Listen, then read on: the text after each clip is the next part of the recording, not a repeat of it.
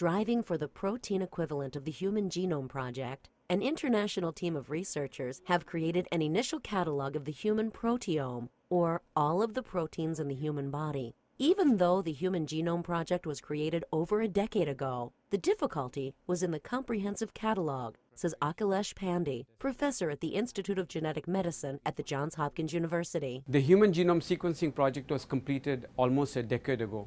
One of the major ambitious goals of the project was to figure out what are the protein coding genes in the human genome. Even after all these years, we have not figured out all of those regions, except to say that we have about 20,000 protein coding genes that have been predicted based on computational algorithms. The study of proteins is far more technically challenging than studying genes. The structures and functions of proteins are so complex and diverse, a mere list of existing proteins would not be very helpful without accompanying information about where in the body those proteins are found. This specific study between the lab at Johns Hopkins University and scientists at the Institute of Bioinformatics at Bangalore, India, discovered a catalog of human proteins that were never known to exist. In this single study, we detected proteins encoded by 84% of genes in the human genome. Importantly, we found protein evidence for 2/3 of genes for which no protein had ever been identified. Even more importantly, perhaps, we found proteins encoded by regions of the genome where no gene had even been predicted.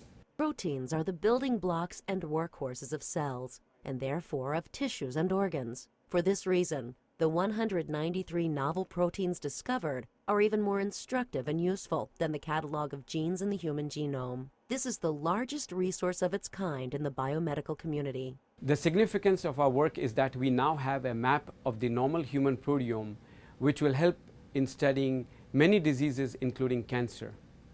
Another important part of our work relates to discovery of biomarkers and drug discovery.